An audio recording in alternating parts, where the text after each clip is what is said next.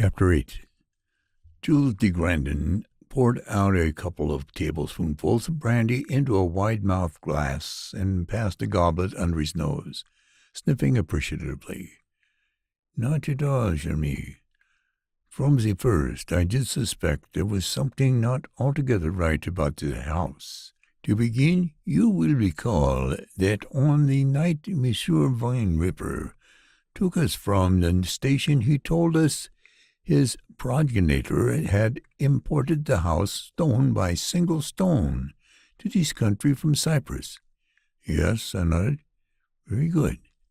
The stones of which it is erected were probably quarried from the ruins of some heathen temple, and, like sponges soaked in water, they are full to the overflowing with evil influences. This evil undoubtedly affected the old warrior knights who dwelt in that house, probably from 1191, when Richard of England sold Cyprus to their order, to 1308, when the French king and the Roman pope suppressed and destroyed the order, and shared its riches between them. That the souls of those old monks who had forsaken their vows to the god of love to serve the goddess of lust with unclean rites and ceremonies could not find rest in peaceful graves, there is little doubt. But that they were able to materialize and carry on the obscenities they had practiced in life, there is also much doubt. Some ghosts there are who can make themselves visible at will. Others can materialize at certain times and in certain places only. Others can show themselves only with the aid of a medium. When the rich Monsieur Profiteur took up the old house and brought it to America, he doubtless imported all its evil influences intact, but they were latent. Then, only one little week ago, that which was needful came to the house.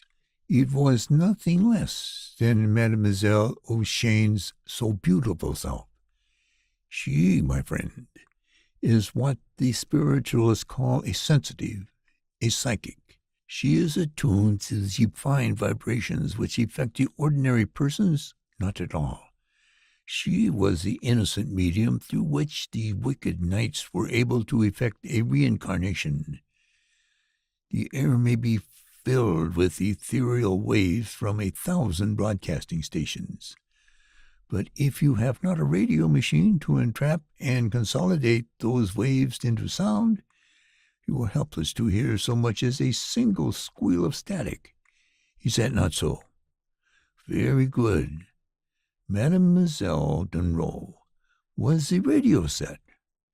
The condenser and the amplifying agent needed to release the invisible wickedness which came from Cytherea's wicked altar. The discarnate intelligences which were once bad men. Do you not recall how she was greeted in the chapel of the Black Lodge? "Hail, princess and queen, she who gives her servants life and being"?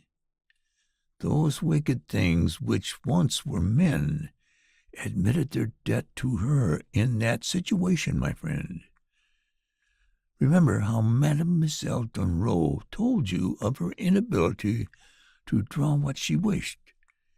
The evil influences were already beginning to steal her brain and make her pliable to their base desires. They were beginning to lay plans to feed upon her vitality, to clothe themselves in the semblance of humanity, and as they possessed her, she saw with her inward eye the scenes so many times heretofore enacted in that chapel. From the first I liked not the house, and when the poor Mademoiselle Dunroe told us of her troubles with the drawings, I liked her still less. How long it would have taken those old secret worshippers of evil to make themselves visible by the use of Mademoiselle Dunroe's vitality, I do not know. Perhaps they might never have succeeded. Perhaps she would have gone away and nothing more would have been heard of them. But that flap-eared she-ass of a Mademoiselle Pettibridge played the precise games the long-dead villains desired. When she held her so absurd séance in the dining room that night, she furnished them with the atmospheres they needed to place their silent command in Mademoiselle O'Shane's mind. Her attention was fixed on ghostly things. "Ah," says the master of the Black Lodge, "now we shall steal her mind. Now we shall make her go into a trance like a medium, and she shall materialize us. And la, what devilry we shall do." And so they did. While they sent one of their numbers to thump upon the table and hold us spellbound, listening to his nonsense rhymes, the rest of them became material and rode forth upon their phantom steeds to steal them a little child. Oh, my friend, I dare not think what would have been had they carried through that dreadful blood sacrifice. Warm blood acts upon these wicked spirits as tonic acts on humans. They might have become so strong, no power on earth could have stayed them. As it was, the ancient evil could be killed, but it died very, very hard. Was Dunroe under their influence when we saw her at the piano that night? I asked. Undoubtedly. Already they had made her draw things she did not consciously understand. Then, when they had roused her from her bed and guided her to the instrument, she played first a composition of beauty, for she is a good girl at heart. But they wished her to play something evil. No doubt the wicked, lecherous tune she played under their guidance that night helped mightily to make good. God-fearing Dunroe O'Shane forgot herself and served as heathen priestess before the heathen altar of a band of forsworn renegade priests. I murmured dubiously.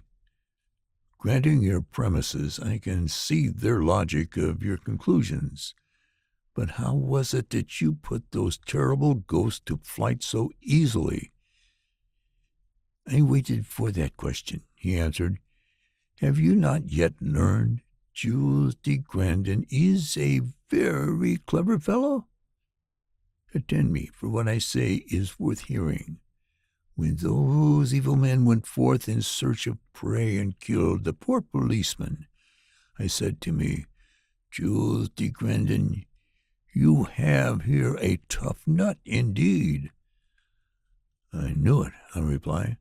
Very well, then, I ask me, who are these goblin child stealers?